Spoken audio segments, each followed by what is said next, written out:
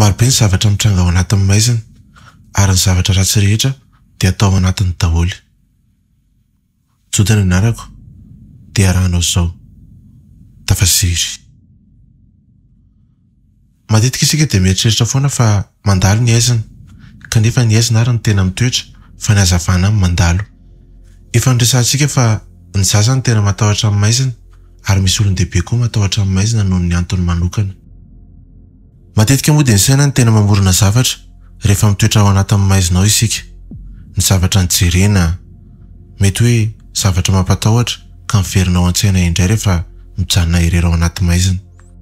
Ny siansa dia milaza fa tahaka ny tahotra rehetra dia tsy misy antony manokana loatra ny fatahorana amin'ny maizina. Misy ny tena matahotra fa diranovana izany maizina izany. Raha matory maty jiro ohatra izy dia mieritreritra fa anatina vatapaty. Raha ao anaty maizina dia mamorona biby izay firon'ny sainy. Tahaka izany ny olona sasasasany.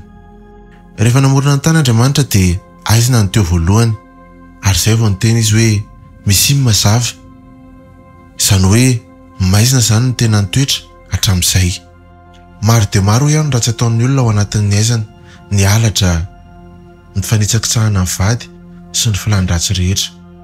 Ny maizina matetika dia namany ratsy ary amin'io koa ny fivohan'ny mpamosavy ohatra ao anatin'io fanafenana ny ratsy rehetra atao. Tahaka izany dia finoana izany hoe misy ny oran'ny devoly, heure du diable hoy ny vazaha. Ary amin'izany finoana izany dia amin'ny 3:30 minitra maraina io lera io. Amin'ny fotoana io ny tena mafy ary tena mahery be ny devoly ka tonga mamangy antsika. Na koa amin'ny fotoana io no tena mahery ny fanahy ary tonga mamangy antsika amin'ny torimasontsika. Raha iverenantsika izao ny tahotra amin'ny maizina dia matetika isika dia mentehatra amin'ny masontsika. Ka rehefa tsy mahita amin'ny maso dia lasa matahotra. Ny alina dia tsy fisiany mazava, kanefa koa fisiany aizina. Na kultura aiza eto ambonin'ny tany dia maizina dia midika fa misy loza ho avy. Ary izany ny tena anisan'ny atahoran'ny olona an'izany maizina izany. Loza mety eritreretina fotsiny, nefa koa loza mety tena miatra aminao. Ny alina tsy mba namanao isika malagasy izay. Rehefa mihaino fijoroana vavolombelona nefa isika dia tsy ny mpangalatra ny tena atahoran'ny olona na ny cambrioleur hoy ny vazaha, fa ohatra hoe misy olona mipetraka eo ambony fandrinanao ao anatin'ny alina iray ka dia mijeranao matory eo.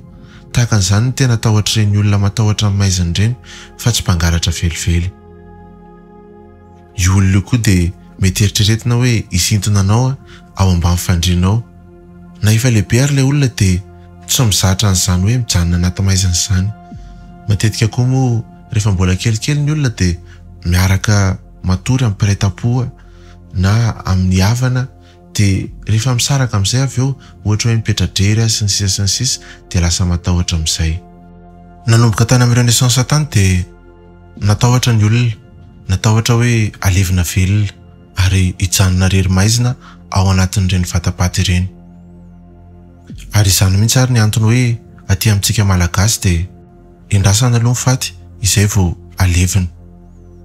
Nanongotsongona maty ny tahotra ny andevim-belona hoy malagasy ary tahotra efa nisy hatramin'izay izany.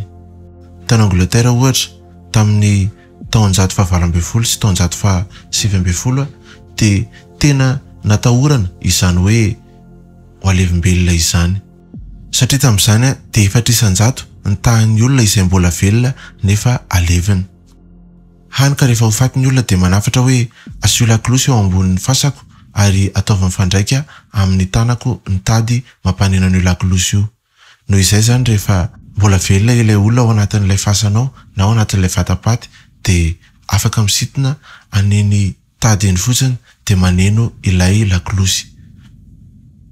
Efa lazaina amin'izany ny mpiandry fasana ary omailo amin'izany mba amoaka an'ilay olona ainganao rehefa maneno iny lakolosy iny.